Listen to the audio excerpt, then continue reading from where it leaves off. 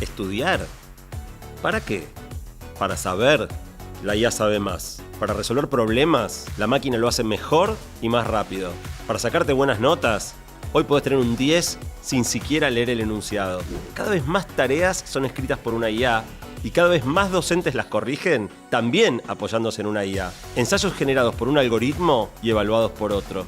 ¿Y los humanos? Los humanos somos ese tiempo liberado para ver más videos virales en TikTok.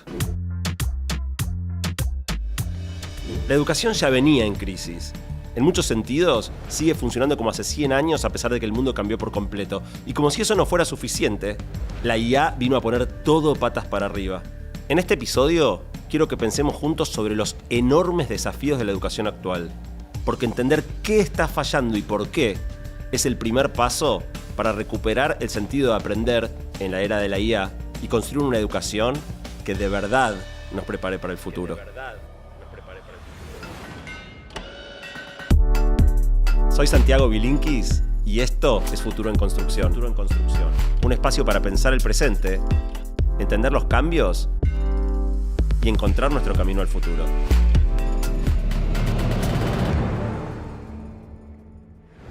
Este episodio fue posible gracias al apoyo de EY y de Adidas. Parte 1. El problema de las notas.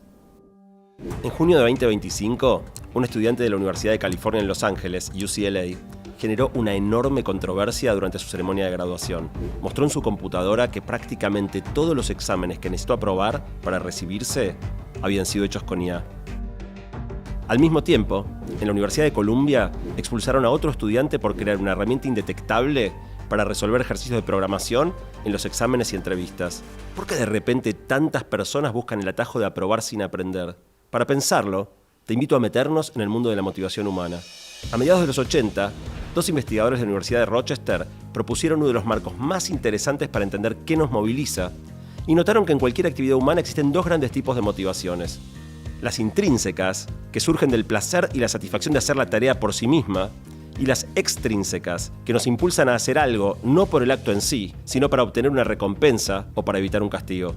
Este segundo tipo siempre jugó un rol central en las escuelas. Durante décadas, tener una buena educación fue la llave para el progreso y la movilidad social. Había un pacto implícito. Si estudiás, si cumplís y obedeces, te espera una vida mejor. Tal vez la universidad, tal vez un buen trabajo, el futuro.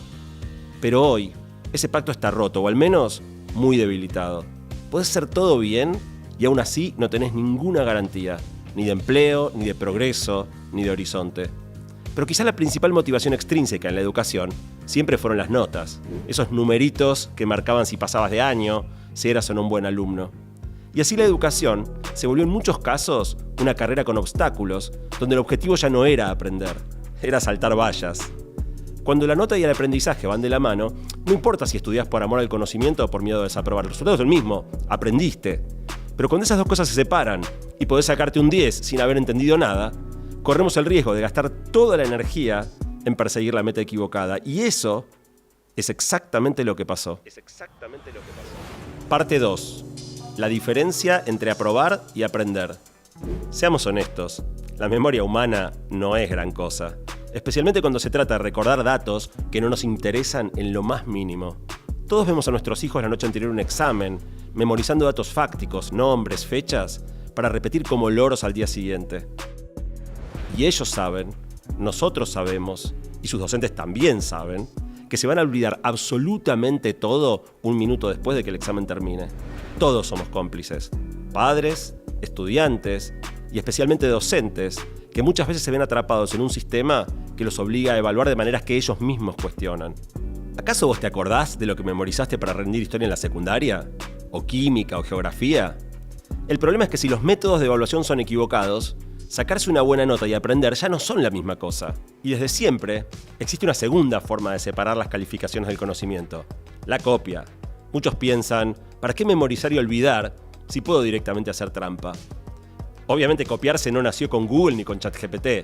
En mis tiempos se usaban unos papelitos escondidos que en Argentina llamábamos machetes. Y ojo, los machetes tenían su mérito. En cierto modo, eran un acto de rebeldía contra la falacia de la memorización. ¿Prohibírselos a los chicos? Pero si los adultos vivimos macheteándonos. ¿O acaso alguien va al supermercado sin una listita en papel? De hecho, elegir qué poner en ese papelito, que tenía que ser chico y fácil de ocultar, era uno de los mejores ejercicios de síntesis jamás inventados. Para preparar un buen machete y después entender lo que pusiste, había que pensar, jerarquizar y entender lo esencial. Hasta que llegó Google y apareció la opción de simplemente copiar y pegar. En 2017, un informe reveló que el 80% de los estudiantes universitarios buscaban las respuestas directamente en Internet y el 15% iba más allá. Pagaba para que alguien hiciera los trabajos por ellos. Escuchá este dato. En Kenia, más de 20.000 personas vivían de escribir ensayos académicos para alumnos de países ricos. Una industria de trampa globalizada. Una salida frente a esta disyuntiva era tomar exámenes a libro abierto, o incluso a computadora abierta. Si la pregunta no era por datos fácticos, sino de elaboración, no había otra que analizar y pensar para poder responder. Pero con la llegada de la IA, ya ni siquiera nos queda eso. Cualquier persona puede presentar un ensayo sofisticado en 20 segundos sin siquiera leer el enunciado. Y su mal uso no es la excepción. Se está volviendo la norma. La antigua disociación entre aprobar exámenes y aprender pasa por su peor momento. Y por primera vez, parece que ya ni sabemos cómo volver a unirlas. Parte 3. Cuando aprobar no alcanza. Volvamos por un minuto al tema de la motivación. Cuando hablamos de los dos tipos, intrínseca y extrínseca, tal vez pensaste que la extrínseca es menos valiosa. Hacer las cosas por premios y castigos en vez de por interés genuino. Pero no es así. La capacidad de motivarse y hacer algo que no te gusta solo porque sabes que es bueno para vos es una habilidad fundamental. Es lo que está detrás de la disciplina. De hacer algo por un beneficio que llegará recién mañana. La vida está llena de esas situaciones. Para la mayoría el gimnasio no es placentero. Pero tener la voluntad de hacerlo, porque sabes que cuida tu salud a largo plazo, eso es crucial. Y eso también lo debería entrenar la escuela. Pero lo cierto es que en casi todos los ámbitos, y la educación no es la excepción, es mucho más fácil motivar con premios y castigos que despertar un deseo real de aprender. Durante décadas, el sistema se apoyó demasiado en las notas. Ya sea por tener un buen promedio o por el miedo de desaprobar y repetir, el deseo genuino de aprender quedó completamente relegado. Cada vez que uno de nuestros chicos tiene que responder en un examen cuál es la capital de Bulgaria y no responde Sofía, le marcan que está mal y le bajan un punto. En ese caso lo que aprende no es el nombre de la ciudad.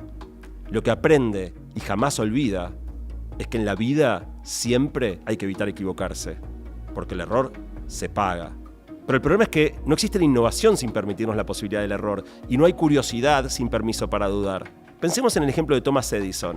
Buscando crear la bombita eléctrica, probó más de 1000 materiales diferentes para el filamento e inicialmente nada funcionó. ¿Cuál fue la respuesta de Edison ante la falla? No he fracasado. He encontrado 1000 formas que no funcionan. Si Edison hubiera ido a la escuela de hoy, probablemente le habrían bajado la nota por cada filamento que se quemó. Para muchos chicos, la forma en que enseñamos y evaluamos apaga justo lo que más necesitamos encender. La creatividad, la curiosidad y hasta el disfrute por entender. Y no es por falta de vocación o esfuerzo de los docentes. Muchos entran a la profesión justamente para despertar esa curiosidad, pero se encuentran con aulas sobrepobladas, escasez de recursos, currículas rígidas y una presión de hacer triples turnos para poder llegar a fin de mes. Y el resultado es mucho más grave. No es solo que el gusto por el conocimiento quede relegado a un segundo plano. Lo peor es que el precio de que aprendan de esta manera es muchas veces que terminemos odiando los temas que tuvimos que estudiar. Pensá cuántas personas dicen que odian la matemática o la física, dos de las ciencias para mí más hermosas que existen. Pero ¿cuál es el problema de depender exclusivamente de la motivación extrínseca, la que viene de afuera? Que si haces algo solamente porque es necesario para lograr un fin, por ejemplo estudiar para aprobar, apenas aparece una manera de conseguir ese mismo resultado sin hacer el esfuerzo, como usar ChatGPT, esa opción se vuelve irresistiblemente tentadora. Usar la IA para esquivar la duda y el esfuerzo es como ir al gimnasio y pedirle a otro que levante las pesas por vos. Tus músculos no se fortalecen mirando a otro hacer el ejercicio, y tu cabeza tampoco. Si delegamos toda la inteligencia artificial, vamos a oxidar nuestra capacidad de pensar.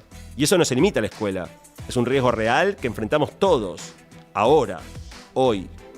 Y un experimento que se hizo viral hace poco hizo que salten todas las alarmas. Parte 4. El precio de dejar de pensar. Escucha este experimento. Investigadores del MIT reunieron a 54 estudiantes y les pidieron que escribieran un ensayo.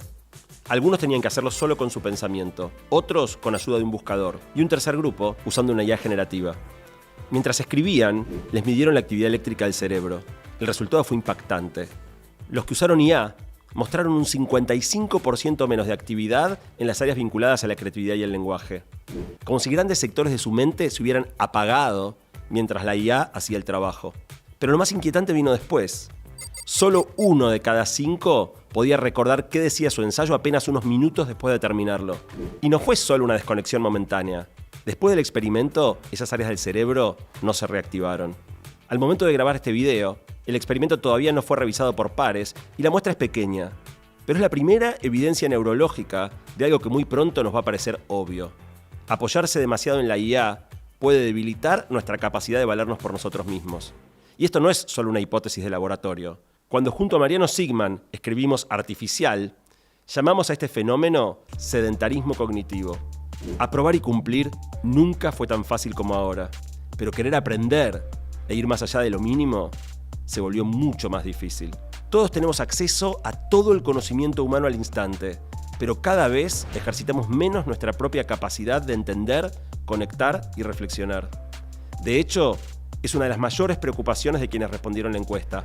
A 7 de cada 10 les preocupa bastante o mucho que la IA afecte el pensamiento crítico y la creatividad de los chicos. Y casi 4 de cada 10 temen que nos volvamos demasiado dependientes de la IA para poder pensar.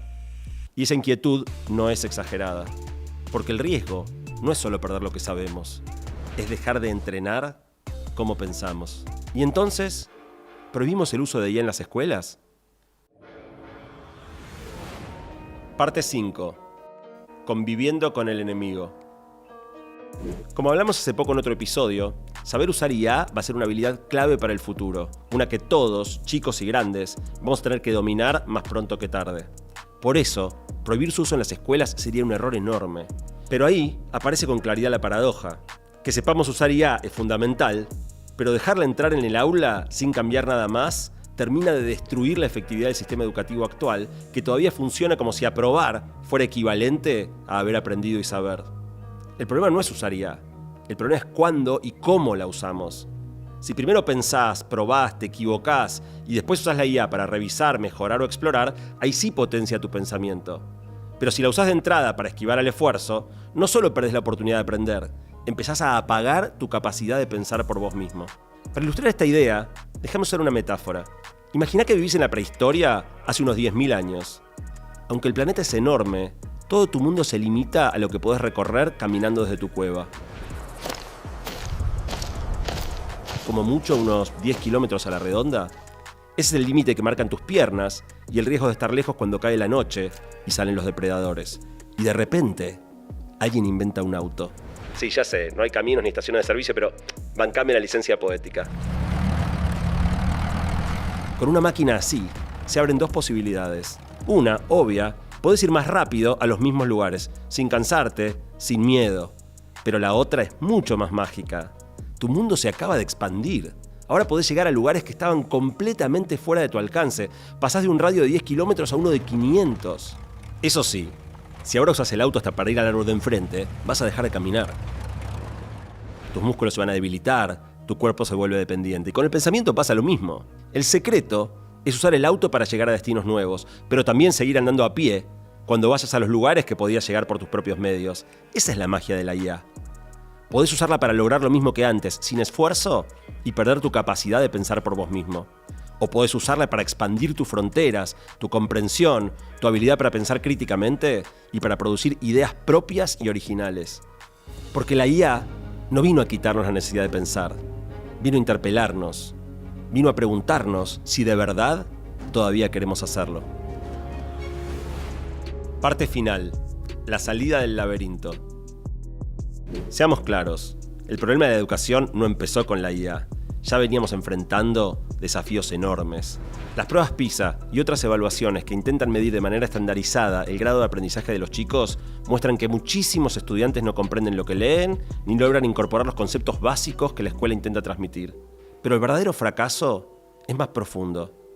¿De qué sirve que un chico pueda repetir los nombres de los reyes del siglo XV si no le interesa en lo más mínimo la historia y no entendió por qué conocer el pasado puede ser clave para su futuro?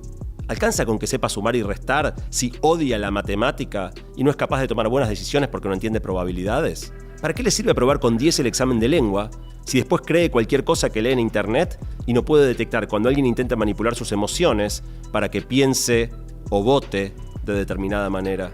¿De qué sirve que pueda recitar la tabla periódica si después su mayor aspiración en la vida es ir a un reality para convertirse en influencer y ser famoso? Y no es por falta de compromiso de los docentes, que hacen lo que pueden con herramientas del siglo pasado, estando mal pagos y enfrentando serias limitaciones de infraestructura. En todo lo que sigue pueden acusarme de ingenuo, y tal vez lo sea. Pero creo que la única salida de este laberinto es que trabajemos juntos, familias, estudiantes, docentes y políticas públicas, para dirigir el foco hacia la motivación intrínseca, apostar a despertar la curiosidad y el deseo genuino de aprender. Porque si el motor fuera ese, usar la IA como atajo perdería sentido. Sería como pedirle a alguien que coma tu plato favorito por vos, un disparate total. Sé que suena imposible en la era de las pantallas y las redes, la inmediatez y la superficialidad, pero es una meta tan imposible como imprescindible. Hay una frase hermosa, atribuida a varios pensadores, nadie sabe bien quién la dijo, pero todos coinciden en que es brillante. La educación no consiste en llenar un vaso, sino en encender una llama. La verdadera medida del éxito de un sistema educativo no debería ser cuántos contenidos lograste recordar, debería ser de cuántas materias lograste enamorarte, porque la pasión nos enseña, se contagia. Aunque no nos acordemos casi nada de lo que estudiamos en nuestra adolescencia, de los profesores que nos dejaron una marca, uno nunca se olvida. Por eso, incluso en este mundo patas para arriba, todavía hay esperanza de que el fuego pueda volver a prenderse. Todavía hay esperanza de que el fuego pueda volver a prenderse.